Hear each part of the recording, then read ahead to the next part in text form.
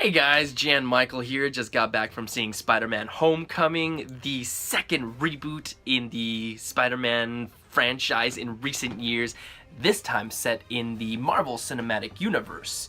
And now that I've gotten back from seeing the film, it's time to ask the question, does Spider-Man Homecoming suck? Well, let's find out.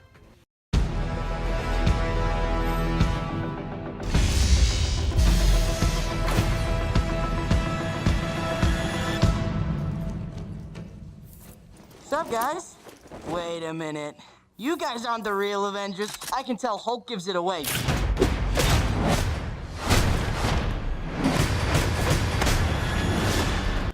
So Spider-Man's just gotten back from helping out the Avengers. Peter Parker is pumped. He wants to be a full-time member of the team.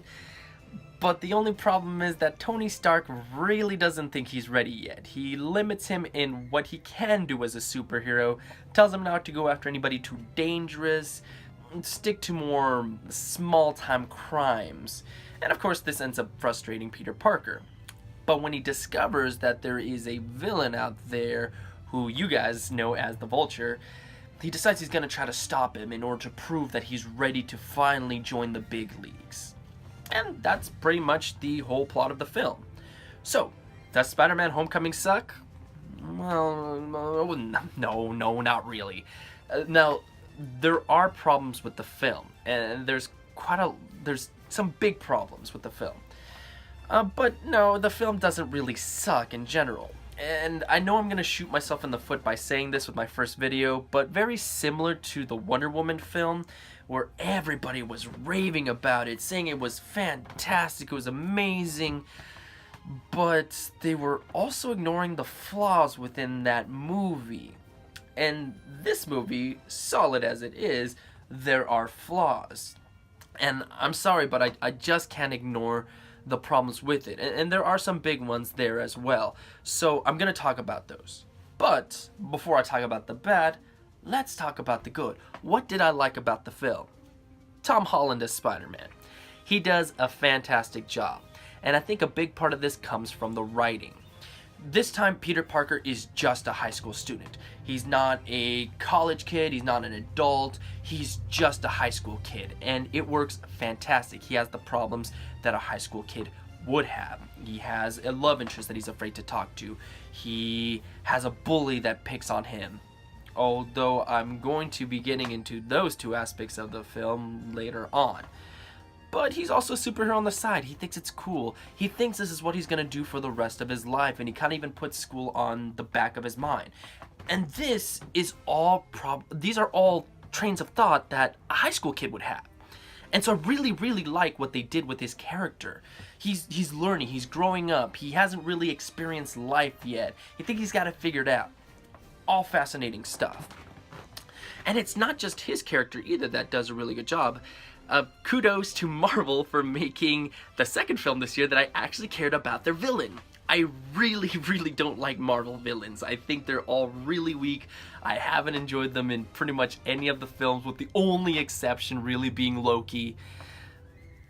This is the second film that I actually gave a damn about the bad guy. The first one being in Guardians of the Galaxy Volume 2, and now here with Spider-Man Homecoming. Michael Keaton as the Vulture is great, although quite interesting, I don't think they ever call him the Vulture in the movie, which is very fascinating. It's great to see this character finally appear, because I think we all know that Sam Raimi wanted to make this bad guy in his version of the films, but never really got a chance to. I think he got denied a lot, or he got denied with that idea. And it always made me interested to see, man, what is this, who is this bad guy? I'm not too knowledgeable about the Spider-Man universe, so this is really my first foray into who this character was. And I really like what they did with him. The costume design is amazing on this thing. I love the look. It has presence when it's on screen. It's a really good antagonist for Spider-Man. Like, the battles between Spider-Man and this thing are just great. I love seeing these two characters go at it, not just in their superhero form, but when they're just talking back and forth. Just some amazing scenes in the second half of the film. I really enjoyed that aspect a lot. And I know Michael Keaton's probably never gonna live down the whole playing bird creatures in films. I'm sure that's gonna follow him for the rest of his days. But yeah, maybe they could have done a little bit more with the bad guy at the very beginning of the film. But I mean, that's a nitpick. I'm not gonna say the film was trash because of that one tiny little thing. Solid bad guy. And of course, Tony Stark is Iron Man. I don't think I need to say anything. He's proven himself at this point. You know, what can I really say about that character? So, those three aspects, those three characters are fantastic. Does Liz get a new top? No, we've seen that before. Never with that skirt. Should probably stop staring before it gets creepy, though. Too late. You guys are losers. And as I just mentioned, the second half of the film has great action. I really like the fight scenes between the Vulture and Spider-Man. And it's not just that, the second half of the film has some really great dramatic moments. There's this one scene, and not going into spoilers, where Spider-Man and Michael Keaton as the Vulture, they have this really great intimidating talk. It's really fascinating. And when Peter Parker discovers, you know, like who he is as Spider-Man, he's kind of discovering who he is, and like in this very last scene of the film, it's absolutely great. The whole theater just goes silent, and you can feel the scene, that one scene. Again, I don't want to ruin what it is, but if you've seen the film, you know what I'm talking about, where he looks like he's defeated, and he has to discover what is it that he really wants to do right then and there. What does he have to do to get out of his predicament? And great scene. Tom Holland pulls it off amazingly. Honestly, with more training and a better and a great script, Tom Holland could potentially be an Oscar contender in the future, just because that scene was fantastic. Or maybe I'm jumping the gun on that one and I'm gonna regret it. But I really like that sort of stuff. All those things were great in the film. But now we need to get into the negative parts of the film. And as I said, action in the second half of the film was great. Let's talk about the action in the first half of the film. So, to become an Avenger, are there like trials or an interview? Just don't do anything I would do.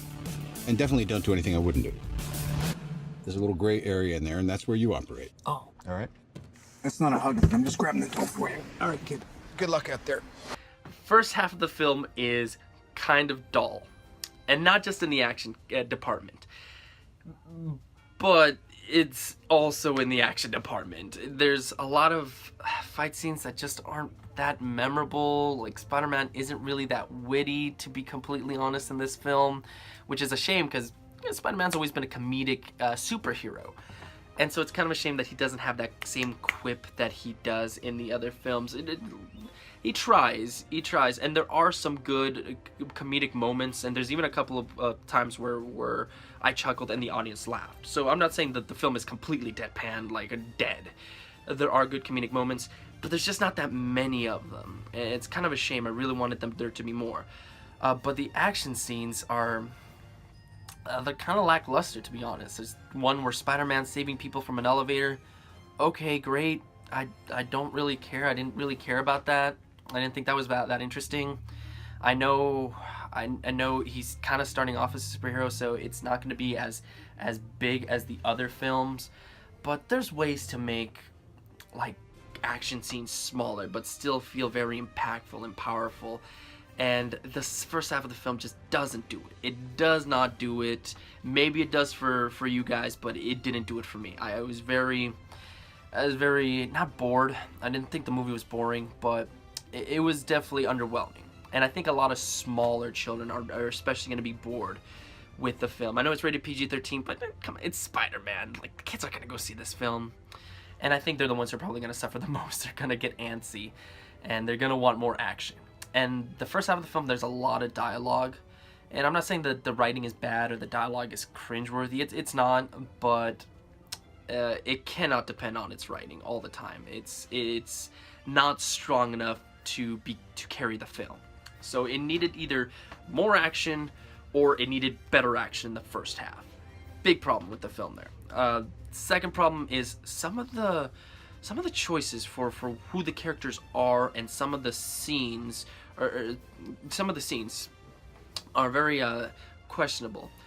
First and foremost, something on a personal note of mine, I didn't think Marissa Tomei was that great as Aunt May.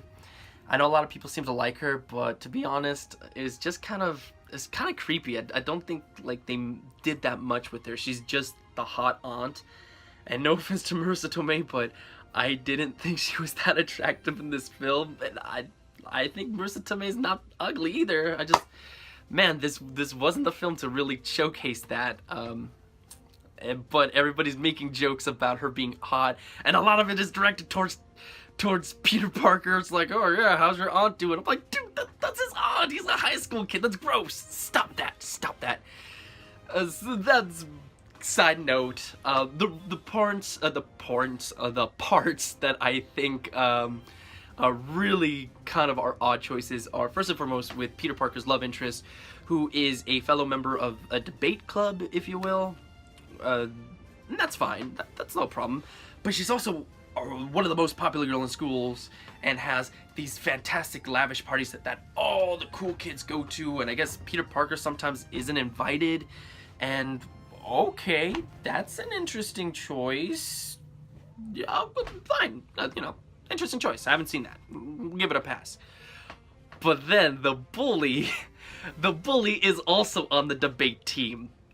And he hates Peter Parker for reasons. And he's the DJ at the party. And he gets all the cool kids to kind of make fun of Peter Parker. And dude, you're on the fucking debate club. You're fucking nerds. You're both nerds. There should be another bully fucking bullying all these other... No, it doesn't work. It's ridiculous. They need it. He's just a sad guy. He's not a bully. They try to make him a bully, but it doesn't work. It's ridiculous. They needed to do something else. They needed to have a different bully, because that I could not take that seriously. Forget the flying monster guy. There are people who handle this sort of thing. I'm sick of him treating me like a kid all the time. But you are a kid. This is my chance to prove myself. Going into the more serious scenes though, and I'm going to be getting into some spoilers right now, so guys, if you don't want this movie spoiled for you, I would say skip to this time. But in order for me to get my point as to why I don't think this film is amazing, I need to talk about it. So if you have seen the film, or you don't care, you just want to hear about it, stick around. So there's a point in the middle of the film where Peter Parker messes up as Spider-Man. The Iron Man, Tony Stark, tells Peter Parker to stay away from the Vulture. Don't get involved.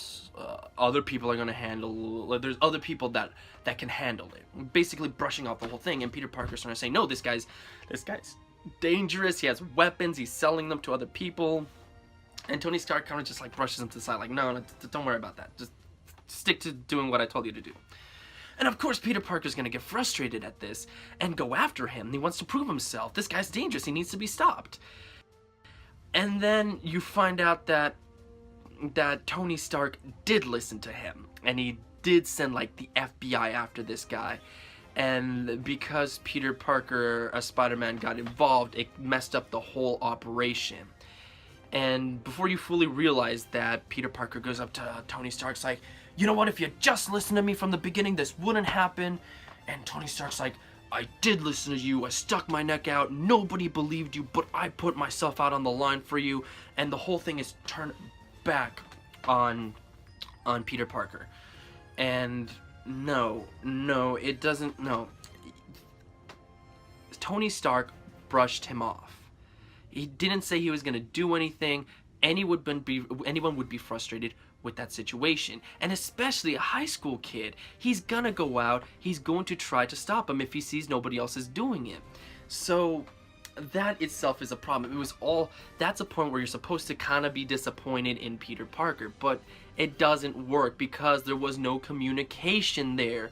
And so it doesn't work. It's like, what's the lesson there? Always listen to the adults no matter what? No, you need trust. There's no trust there. Peter Parker looks up to Iron Man, but he hasn't done anything to fully trust him in the moment. He didn't say he was going to go after these people. He didn't say, I'm going to look into it. He didn't do any of that. He thought he wasn't going to do anything, so of course he's going to do it himself. So that itself was a huge flaw with the whole moral of the story that needed to be handled better. And now going into the very end of the film, so really guys, big warning, this is the spoilers. So Peter Parker, captures Vulture, everything's good to go, saves all the weapons from being stolen, and Peter Parker basically just did the same thing he did last time. Didn't listen, didn't stay away, and worse now he actually knows that Tony Stark knows, and that he's sending all these people out for him. So it's just kind of like, now we get to the point where it's like he hasn't learned his lesson. He's doing the exact same thing again. But no, because he captured the Vulture, everything's A-okay. And not only that, but he's getting rewarded. He's finally gonna get introduced into the Avengers with the newscast. He's gonna get a new suit. He's gonna get his own room next to Vision. No, he did the exact same thing as before. Why is he getting rewarded now? Because it actually turned out okay? That's not learning lesson. That doesn't work. Now, if it was played off as a comedic moment, like it looked like it was gonna be, it was a test, it would have worked a bit better. It would have, not fully, but it would have been a little bit of a softer blow.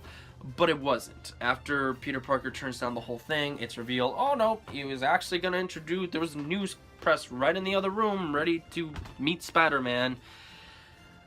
It doesn't work. That's a big problem with the film. Maybe you can overlook it, but I can't. That was a problem. And yeah, that's honestly ultimately what I thought about the film. It's a solid film. I liked it. Man, there were some really good scenes, especially in the second half. And the first half had its solid moments. But there's other things I can really nitpick. Like the girl, apparently, she, I don't know, liked Peter Parker as well, even though I guess he wasn't invited to her parties at points. I don't know. The love interest was kind of weak. So that's my thoughts on Spider-Man: Homecoming. Enjoyable. Just not as amazing as other people are saying it is. Don't mess with me, because I will kill you and everybody you love.